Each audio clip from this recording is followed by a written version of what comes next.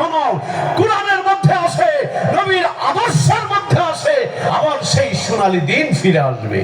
তাই তো কবি বলছেন, কোন একদিন এদেশের আকাশে কালেমার পতাকা দুলবে,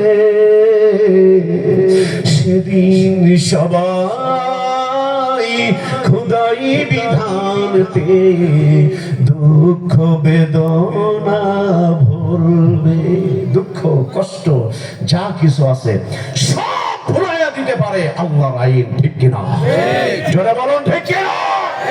অতএব আমরা আমাদের শাইখ মানিকগঞ্জের আল্লাহর কুতুবের মুখে শুনেছি, যারা ইসলামী আন্দোলনের কথা বলেন, যারা তাবলীগ জামাতের কথা বলেন, যারা ইসলামী শাসনতন্ত্র আন্দোলনের কথা বলেন, যারা ইকামতে দ্বীনের কথা বলেন, আমাদের শাইখ আজ থেকে প্রায় 10 বছর আগে বলছেন, বাংলাদেশে ইসলামী রাষ্ট্র যদি কেউ কায়েম করতে চান, কেউ একক নেতৃত্বের মধ্যে আসলে সেটা পারা যাবে না।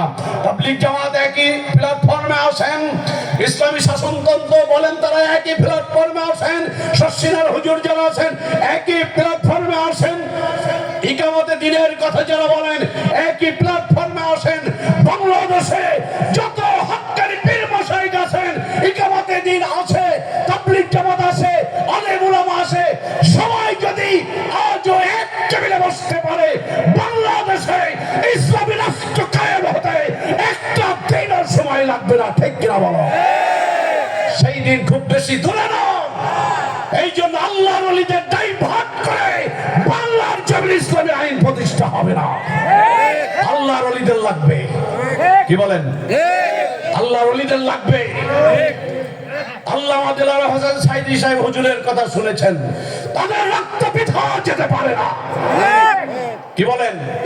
এই সাইদি সাহেব কথা বলতে পারতেন না, তুতলা ছিলেন ছোটবেলায়, আমরা আমাদের শাইখের মুখে শুনেছি উনি তুতলা ছিলেন। ওনার আব্বা শর্ষিনা আল্লাহর কুতুব মরহুম হুজুর কেবলার কাছে যেয়ে বলেছিলেন, হুজুর আমার কলিজার টুকরা সন্তানের জন্য একটু দোয়া করে দেন। উনি বলেছিলেন, বাবা হা করো। উনি বলেছিলেন, বাবা হা করো। কে কোন দল করেন আমার জানার দরকার নাই, আমি কোন দলের মানুষ না, তবে লা ইলাহা ইল্লাল্লাহ মুহাম্মাদুর রাসূলুল্লাহ এই মিশনের মধ্যে যারাই থাকবে আমরাই তাদের পক্ষে আছি, ঠিক কিনা? বন্ধুগণ, তখন বলেছিলেন, সাইদি সাহেবকে বলেছিলেন হা করো বাবা। উনি হা করেছিলেন। আল্লাহর ওলি একটু ফু দিয়েছিলেন। কে বলো? মুখের পণ নেই, কে বলেছে আপনাকে? কে বলেছে? এই বাংলাদেশে এক সময় মানুষ ইসলাম বুঝতো না, এক সময় মানুষ মাথায় টুপি দেওয়া বুঝতো না, তারা এই লম্বা জামা জুব্বা দাড়ি এগুলো বুঝতো না।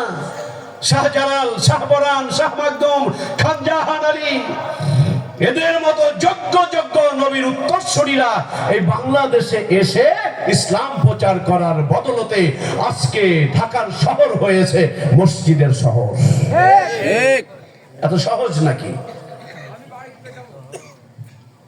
আল্লাহর ওলি বলেছিলেন হা করো বাবা। আপনারা বিভিন্ন সময় মসজিদের হুজুরদের কাছে পানি পড়ানোর জন্য আনেন না? আমি মোল্লা যা করে ফু দেই আপনিও পারেন, কি বলেন? এটা কি গোপন কিছু নাকি?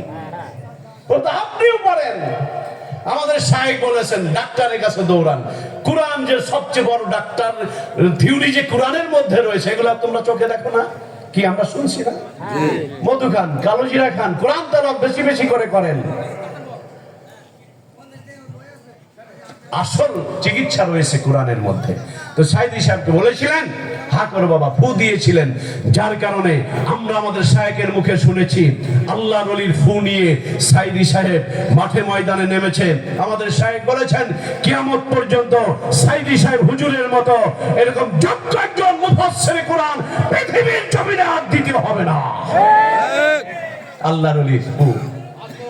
এই জন্য বাংলাদেশে যে যে দল করেন, যারা ইসলামী দল করেন, যদি মনে করেন যে হক্কানি আল্লাহর ওলিদের বাদ দিয়ে আমরা ওই গদিতে যেতে পারবো, আপনারা পারবেন না। কেন পারবেন না? আজকে শর্ষিনা লক্ষ লক্ষ মুরিদ, আমরা মানিকগঞ্জ হুজুরের লক্ষ লক্ষ মুরিদ। যদি তারা মনে করে যে না আপনাদের ভোট লাগবে না, তাহলে আগেই বলেন যে আমাদের ভোট লাগবে না। আমরা কি নামাজ পড়ি না? কি বলেন? আমরা কি নামাজ পড়ি না? আমি মানিকগঞ্জ হুজুরের মুরিদ, আমারে দেখে কি বেনামাজি মনে হয়?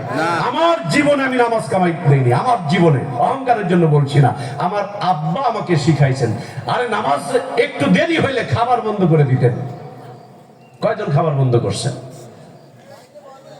এই জন্য আমার ভাইরাই, মসজিদ যতদিন থাকবে আল্লাহর রহমত ততদিন নাজিল হবে।